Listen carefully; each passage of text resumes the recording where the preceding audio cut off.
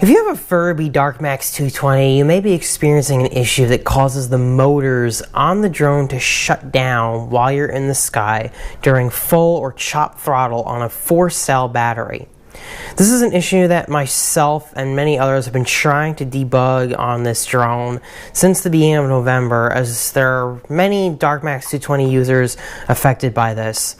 I have not just this one, but I also have this one, and both of them are affected by it. So identical models, same problem. Here's a little bit of what it looks like when you have this issue. What the? What? It just shut itself off? It's power on itself. Oh! Whoa, whoa, whoa, whoa. Now, this receiver is still lit up. Let's push this battery in. When an event like this happens, I cannot. Nope. Can't arm it, can't do anything. Won't respond to nothing. Oh, see that? There you go. Boom. Down.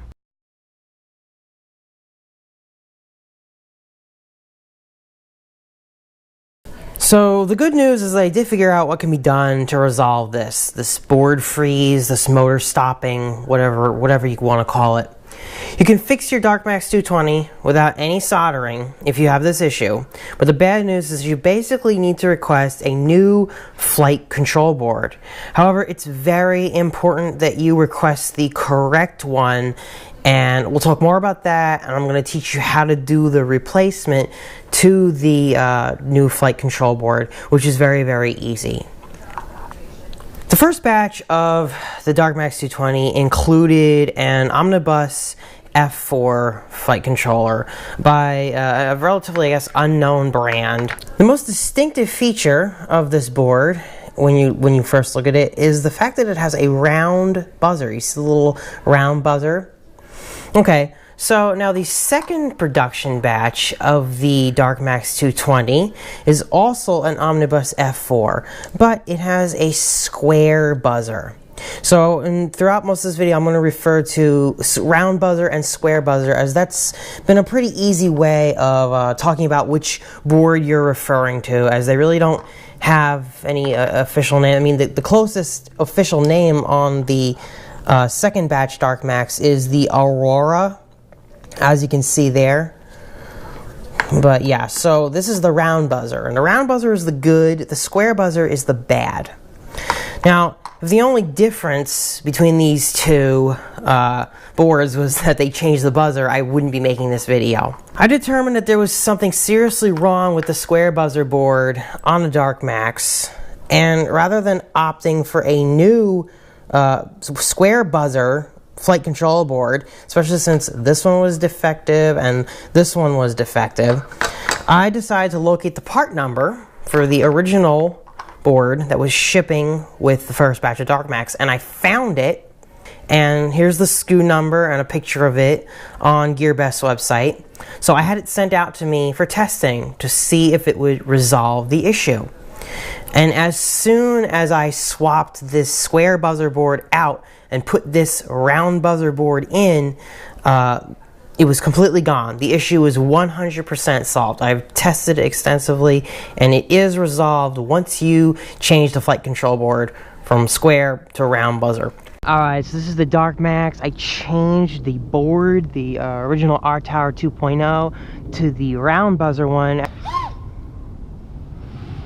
You gotta chop it really quick.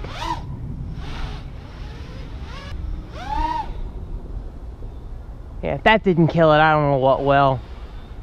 Basically, there is something going on with the flight control board and this build. I don't know what it is, but that is the issue. So I have full instructions on how to request the right flight control board in the description below. And I'm going to show you how easy it is to swap this board out of this unit. The DarkMax is actually really easy to work on. And it's all plug and play. You don't even need to do any soldering because all you're doing is changing the flight control board. There are just some important details to watch out for when you're changing it. We're gonna open up one of my affected DarkMax. This is the second one. I'm gonna put that off to the side, and I will talk a little bit more about what I tried to do to solve the problem with the square buzzer board and was not successful. So we're gonna do it on this one. We're going to open it up starting from the bottom. I've got my Husky millimeter wrenches here. Now to take the top off the DarkMax is actually really simple. You just need to take off these screws right here. So that's what we're going to do.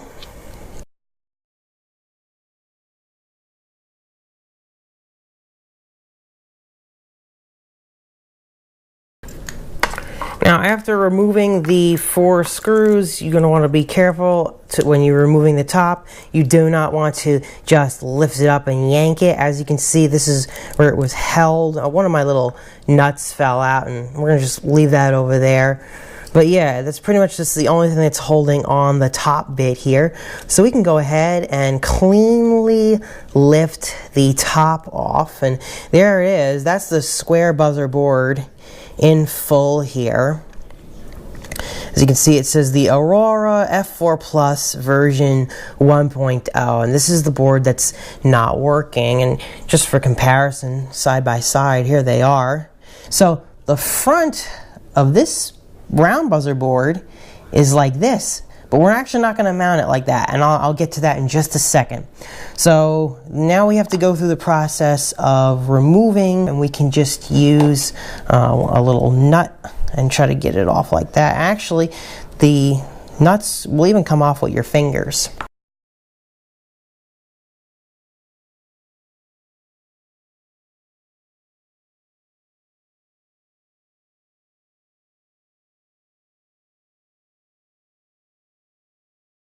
So now I got all the nuts out, and I'm ready to start putting this together. We also had a screw fall out there, so take note of that. So now I'm going to carefully remove this bit here, this back plug.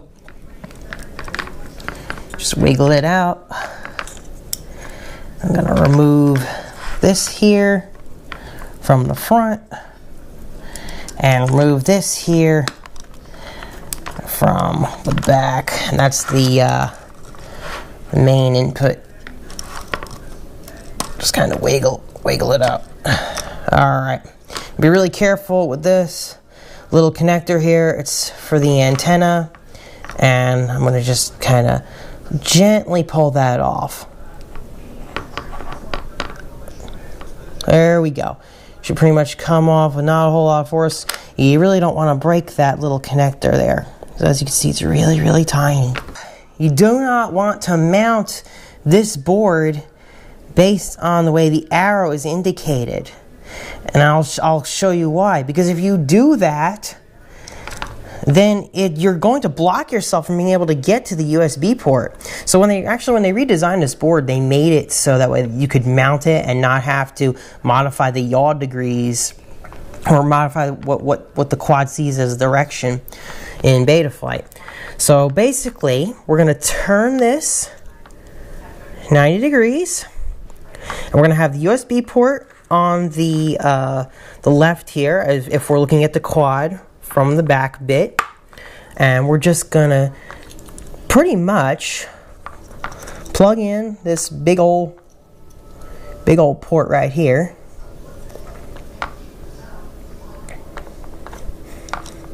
And now we should be ready to start putting some of the lock nuts back on here. We've got our cable plugged in here nice and snug for VBAT, for the main board. I'm going to just put this one here. The hardest nut to put on is actually going to be the one closest to the round buzzer, and that's because you really can't get a tool in there. You just have to use your fingers, but you can't even use your fingers to do a full turn. You have to sort of get it on there and then push to the side. You see what I'm doing? It's actually grinding up against the round buzzer. It's actually the hardest part of putting this board on, and it might take you some time to really affix the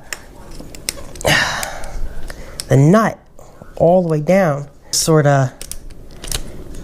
I know I'm sort of just tearing up the nut, but this is actually might be the hardest part of the whole board swap process, because you just don't have room to get to that nut.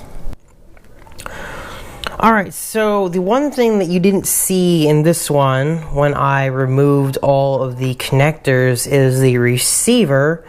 Now this is the little 3-plug receiver. Mine is actually not the stock receiver, and we'll talk about that later, but you're still going to see this same plug. Now on the square buzzer board, you're going to notice it was plugged in over here.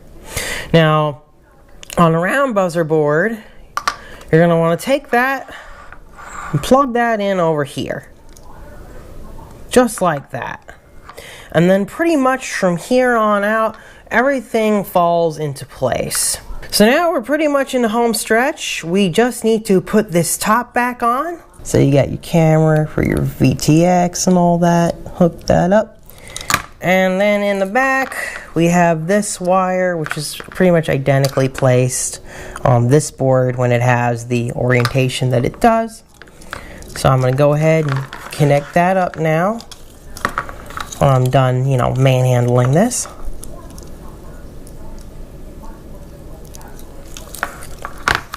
And finally, we have this little connector here. Again, just be really, really gentle with it. That just goes on right here, like that. And just press down until you hear a snap. There you go, nice and smooth. That's what that should look like. That's what everything should look like when you put it all together. So with everything situated, you're pretty much ready to start screwing this thing back together again. Let me advise that it would not be a terrible idea to go around this quad and tighten the screws up. So this is what it should look like once you're all done and with everything connected, and now we are ready to connect it up to the computer, and we'll have to do some quick work in Betaflight. So you're going to connect your Furibee DarkMax now over USB so you can start checking it out on the computer. For you, you're going to want to go to the CLI, and just to verify that it's working, you'll type in version, and you should see that it is an Omnibus F4 SD running Betaflight 3.1, which is actually what this round buzzer board came with when it was first started being shipped.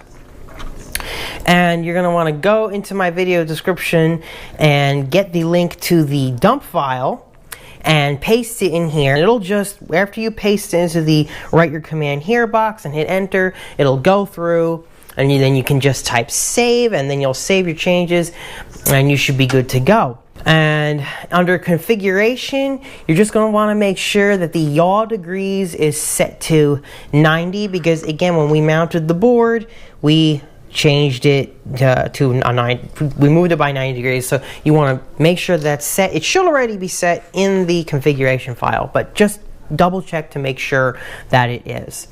And other than that, you've got all the stock settings that the DarkMax originally shipped with, so you should pretty much be good to go and ready to configure your modes and everything else. Now, the only thing that you need to do last is just give a quick test.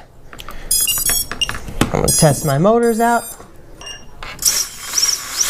Yep, and if everything seems to be correct with your stick movements, then you shouldn't have anything to worry about.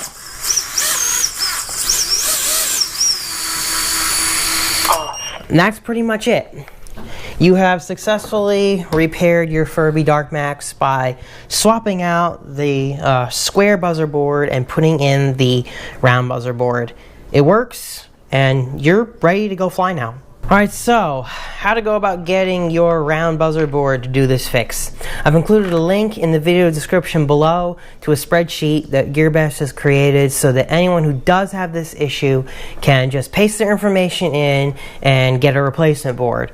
I encourage you to go there, put a link to the round buzzer board for your requested part number, and you're going to need to make a video showing the issue to get a replacement board sent out before you put the link in the spreadsheet. So my advice to you would be to find a place, a little grassy area, do some throttle chopping like I did, and with a fully charged 4-cell battery, it should pretty much just immediately drop. All you're doing is going up and down, and it'll just fall in the grass. And that should be good enough for video evidence of this problem. It's unfortunate that this is the only known true fix for this right now. I did various experimentation with the square buzzer board, including adding this huge 680 UF. I know that's not how you're supposed to say it, but I'm just going to call it that. 680 UF cap to the battery leads, as you can see here. This is a low ESR cap. It's supposed to help get rid of electrical noise, basically, in layman's terms. And it did actually help significantly. I was able to have multiple flights with lots of tests on the throttle, and it didn't just immediately drop the way it would before. So it's definitely an electronic noise issue or a capacitance issue of some type. But unfortunately, on one of my runs, it was on my 5th run, it still died out on me, and I was very lucky because I was just low to the ground when it died out. So I cannot advise people to go putting a cap on there. There is maybe a magic cap that works. It was discussed in the forums that you might be able to find a cap that does work.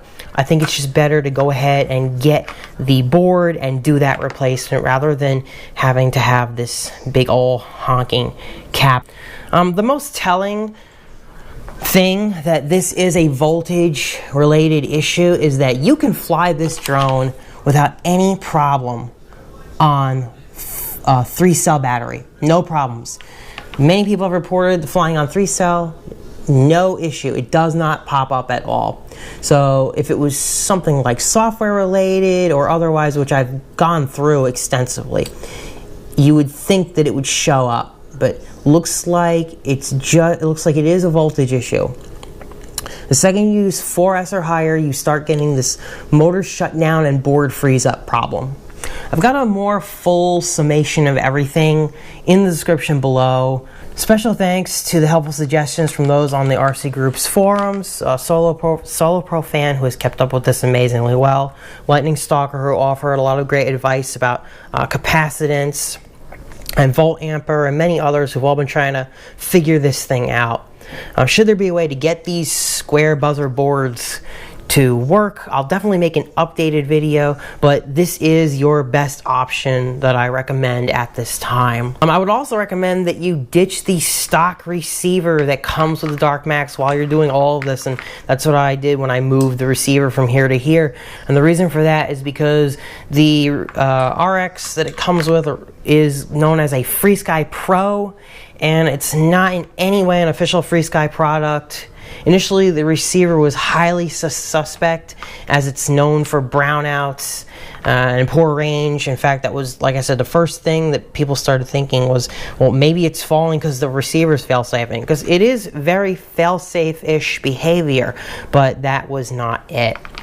Regardless, to install a FreeSky XM Plus like I have in here, all you have to do is desolder the 3 pins that are on the existing receiver and just solder them right to the XM Plus. It's really very simple, and I'm not that great at soldering, so while you're doing all this, you might as well give the receiver a swap.